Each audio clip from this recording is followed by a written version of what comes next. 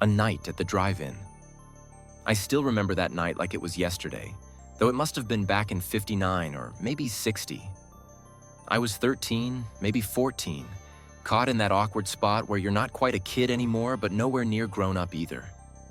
Summer had settled over our little town like a warm, heavy blanket. The kind of air that clung to your skin and never cooled, even after the sun dipped below the horizon. But I didn't mind the heat, not one bit. Because tonight was special. Tonight was the drive-in. We piled into Dad's big Chevy Bel Air, a boat of a car with chrome that gleamed under the streetlights. I was squished in the back seat with my little brother, Tommy, who was already fidgeting, his sneakers kicking the back of Mom's seat. The windows were rolled down, letting in a breeze that carried the scent of fresh-cut grass from Mr. Thompson's lawn down the street, mixed with the sharp tang of gasoline from our last stop at the Esso station. That smell, I swear, was as much a part of summer as fireflies or the hum of cicadas. It was the smell of adventure, of going somewhere, of something about to happen. The drive to the Starlight Drive-In wasn't long, but it felt like a journey. Dad drove with one hand on the wheel, the other resting on the open window, humming some old Sinatra tune Mom loved. She sat up front, her hair tied back with a scarf, turning every now and then to remind us to behave. Tommy, of course, was already plotting how to sneak an extra root beer from the cooler. Me? I was too busy staring out the window, watching the world blur by.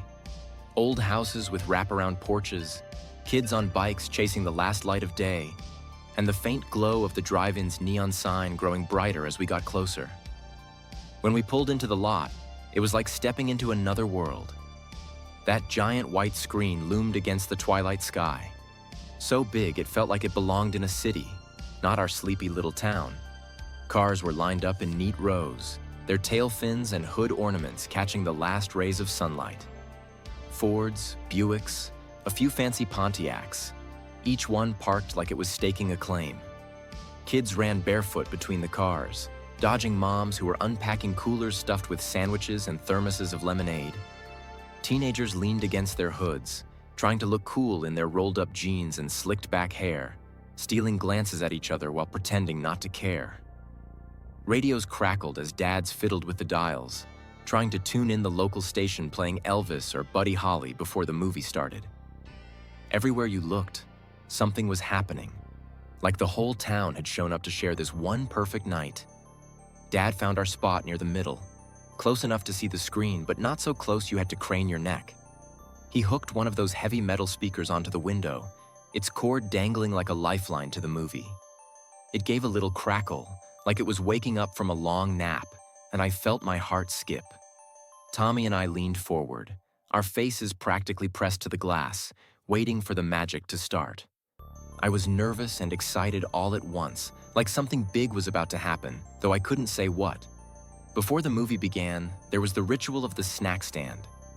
Mom handed me a couple of quarters and I bolted out of the car, Tommy trailing behind, his eyes wide with the promise of candy.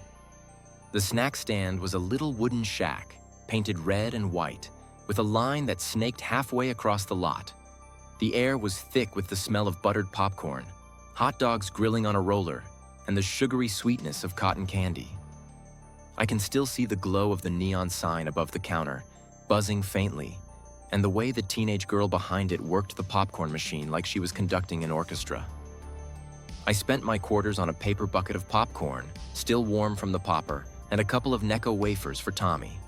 He wanted a snow cone, but I told him he'd spill it in the car, and we'd both catch hell from Dad. Back at the Chevy, the lot was buzzing with life. A group of high schoolers a few cars down were laughing too loud, probably sneaking sips from a flask one of them had swiped from their dad's liquor cabinet. I overheard snippets of their talk, something about a drag race out on Route 17 and who was taking who to the homecoming dance. Nearby, Mrs. Callahan was scolding her twins for throwing gravel, while Mr. Callahan just chuckled and lit a cigarette. In the car next to us, a young couple sat close, whispering and giggling, their faces lit by the soft glow of the dashboard. It was like the drive-in was its own little universe, where everyone's stories collided for one night under the stars. The sky darkened, and the projector hummed to life. A beam of light shot out from the booth behind us, painting the screen with a flicker of black and white cartoons. Bugs Bunny outsmarting Elmer Fudd. Tommy laughed so hard he nearly choked on his Necco wafers, and even Dad let out a rare chuckle. Then came the newsreel, grainy footage of astronauts and presidents, which nobody paid much attention to. We were all waiting for the main event, a double feature of Rebel Without a Cause and some monster flick I can't recall the name of. When the opening credits rolled, the whole lot went quiet, like we were all holding our breath. The sound wasn't perfect.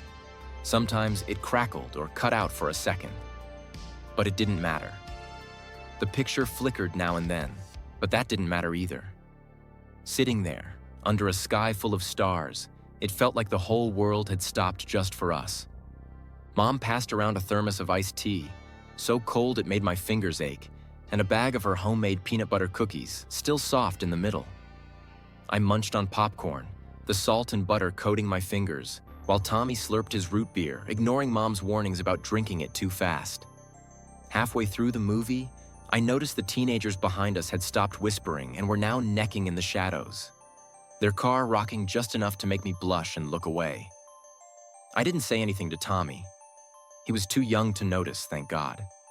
Instead, I focused on James Dean, his red jacket glowing on the screen, his voice carrying that restless edge that made me feel like I understood him, even if I didn't know why.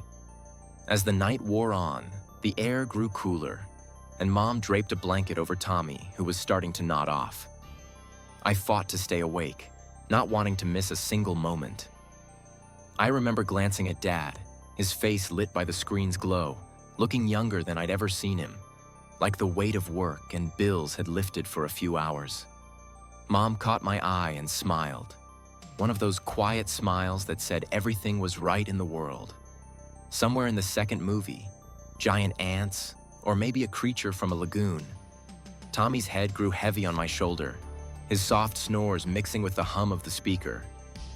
I didn't move him. I just sat there, letting the night wrap around me like a dream I didn't want to wake up from. It wasn't just the movie that made it magic. It was everything. The crunch of gravel underfoot, the flicker of fireflies in the distance, the way the air smelled like popcorn and gasoline in summer. It was the sound of kids laughing, parents bickering, and teenagers stealing kisses. It was the way the Chevy's seats creaked, the way the speaker crackled, the way the stars seemed brighter than they'd ever been. I don't know if I remember every line of Rebel Without a Cause or what those giant ants were up to, but I remember how it felt to be there, in that moment, with my family and my town and the whole wide world stretched out on that screen. Years later, when the Starlight closed down and the lot turned into a strip mall, I'd drive by and try to picture it. The screen, the cars, the kids running wild. It's gone now, but that night lives in me, clear as day. It wasn't just a movie, it was magic, the kind you only get when you're young and the world feels like it's yours forever.